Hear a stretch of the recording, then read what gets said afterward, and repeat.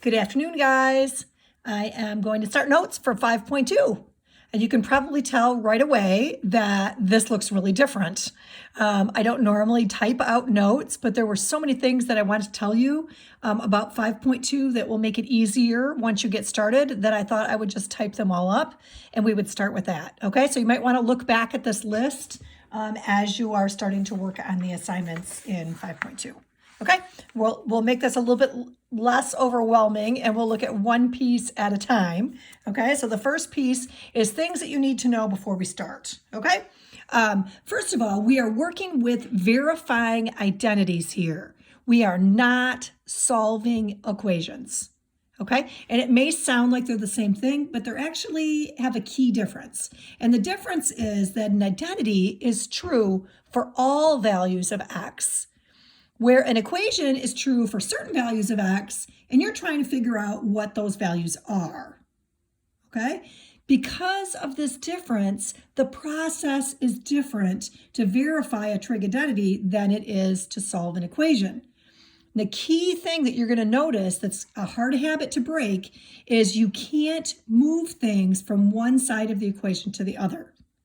Your goal is to get the two sides of the identity to be the same.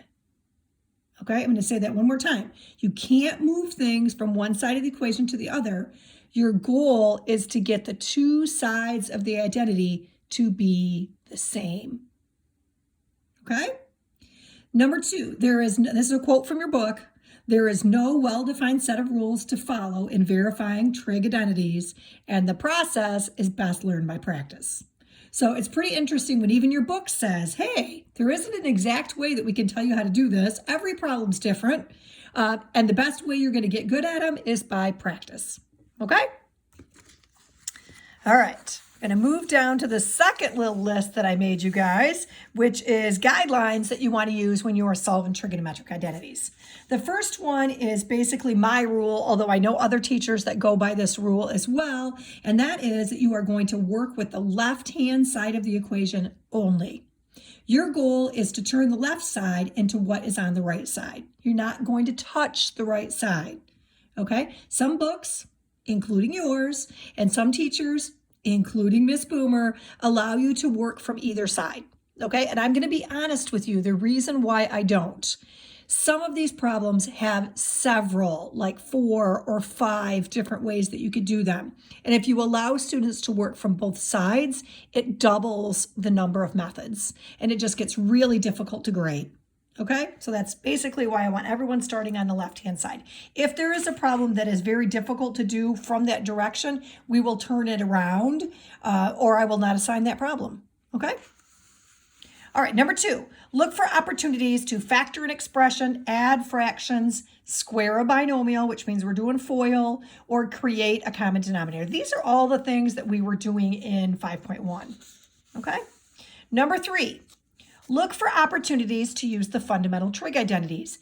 Pay attention to what trig functions are on the right-hand side and find ways to get that function on the left-hand side. Okay, not moving it, but by using your identities, changing it into that function. Okay, sines and cosines pair up well because they're in a Pythagorean.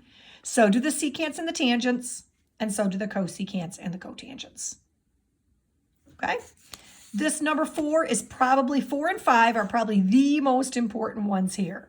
Okay, number 4, if the preceding steps don't help, try changing everything to sines and cosines.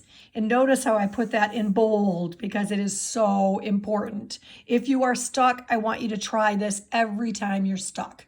Okay, it might not be the shortest, sweetest, prettiest way to get to the answer, but it usually does get you there. Okay. And then the last one is always try something, okay? Even paths that lead to dead ends provide you with insight of what works, what doesn't work, what you could try next time, okay? And this last sentence actually comes from one of my teachers who taught me Algebra 1. And it just so happened that many years ago, when I was a new teacher, I went to a conference, math teacher conference. And one of my Algebra 1 teachers, or my Algebra 1 teacher, was there at the conference. And we happened to be in the same group when we were working through these problems. And he looked at the way that I solved a problem and he said, "Oh, that is elegant." And it just always stuck with me. I never thought of math as being elegant, but when you look at these problems, you definitely can see that some people's methods will be more elegant than others. They'll be shorter, they'll be just simpler, and other people's will just be ugly because they'll be long, they'll be, crazy. But as long as you get there, it doesn't matter. Okay, so don't be afraid to just try something. Okay, that's my big long list of typed pre-directions. Now we're going to go through some notes, okay, some examples. And the examples here, I basically only have 3 examples. This one I'm doing for you twice, okay?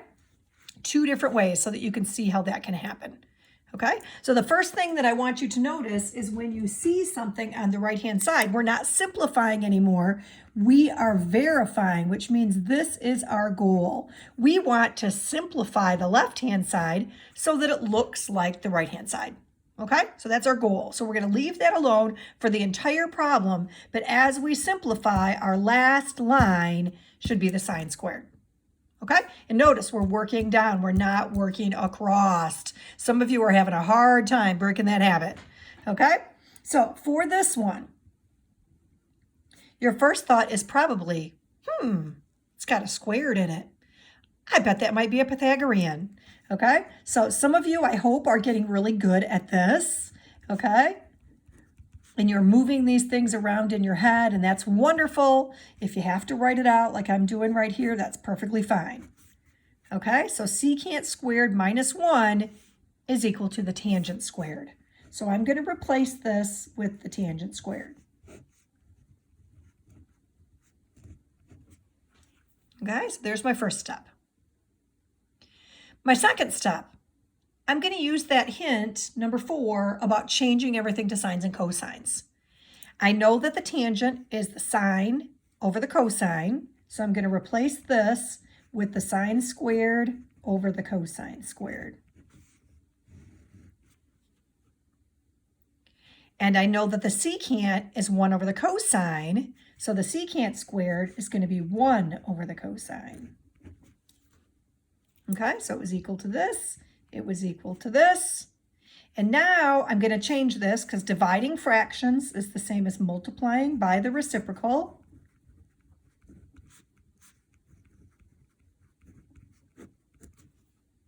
And my cosine squareds are going to cancel, and I'm left with the sine squared. And that was my goal. That was my goal, and I reached it. Okay, I'm done. Okay, so you can see why the book doesn't have any answers in the back of the book for these, because you have the answer.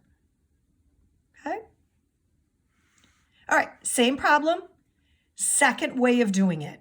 Okay, and the first thing that I want to show you about this is that I'm going to use something called the decomposition of fractions.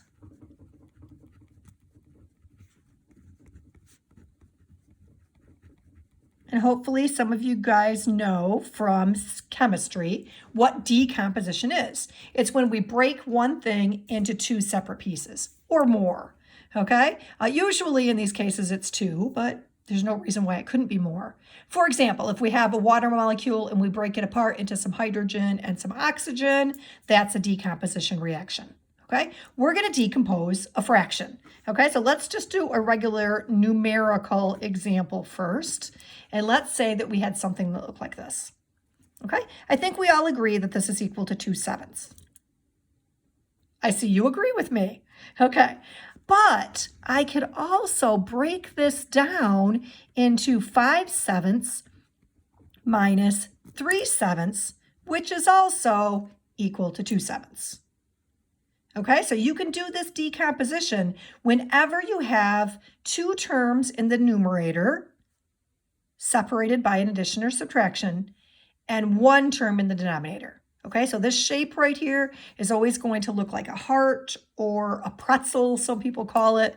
If it's upside down because you have 1 term on the top and 2 terms on the bottom, it doesn't work. Okay, you can try it with numbers, it just doesn't work.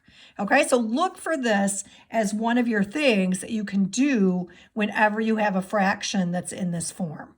Okay, so I'm going to break this one up.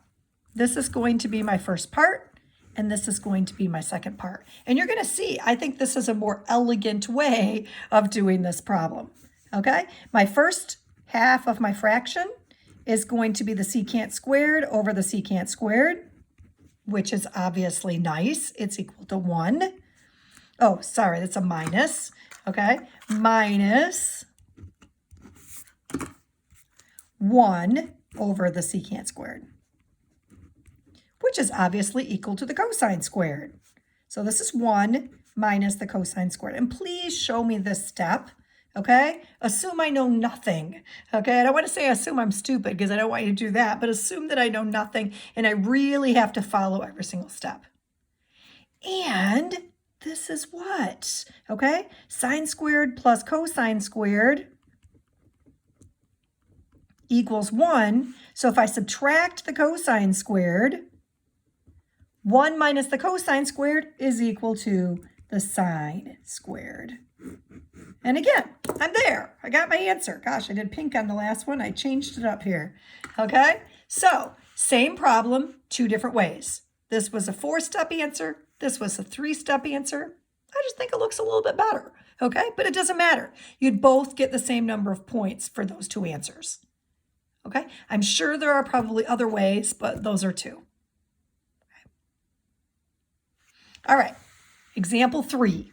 Okay, this probably looks familiar from when we were in 5.1, getting common denominators. We did quite a bit of that. Okay, so my common denominator here is 1 minus the sine times 1 plus the sine.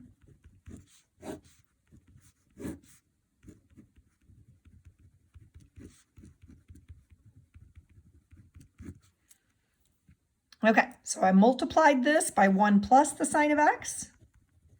And since it was just a 1 to start with, I don't have to do anything else with that. And this one is 1 minus the sine of x. I'm sure you probably do remember some problems like this. Then when we add these together, 1 plus 1 is 2.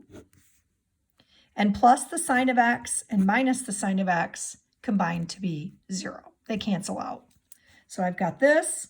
And if I FOIL my denominator together, which I can do here, or I can write one more step. I'm going to be really clear and write one more step.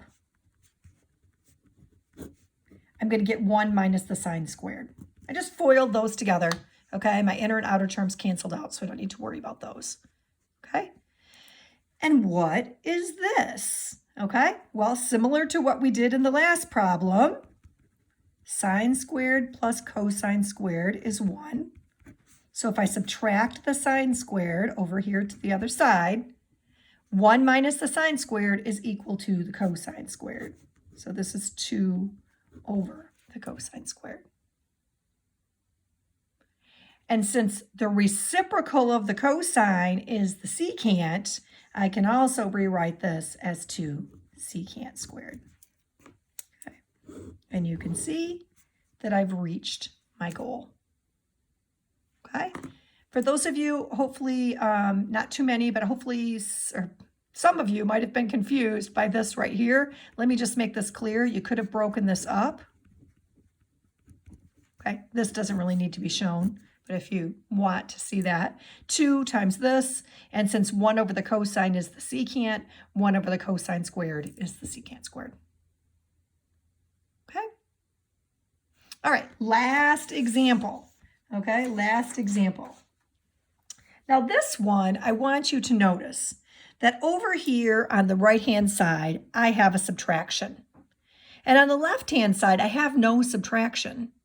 So remember that hint that said, look for things that are on the right-hand side that you need to introduce or get on your left-hand side. And this is one that comes up quite often. The easiest way usually to get a minus into the left-hand side of a problem is to look for a Pythagorean. So my Pythagorean for this is the cotangent squared plus 1 is the cosecant squared. And if I subtract the 1 from both sides, that means I can replace the cotangent with this. Okay?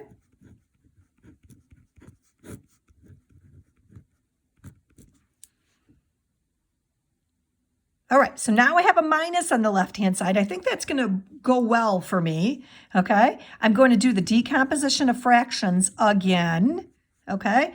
This is going to turn into the cosecant squared over the cosecant. And this is going to turn into 1 over the cosecant. Are you looking at our goal? We're almost there, aren't we? Okay, one last step, and that's where this cancels out, and I get a cosecant. And that's where this becomes the sine, and we're done. Okay? That's it for today. I hope you guys like these problems a little bit better than 5.1. I like them, but hey, I'm a math nerd, so there you go. Have a good day, and I will see you guys in the Zoom meeting. Okay? Bye.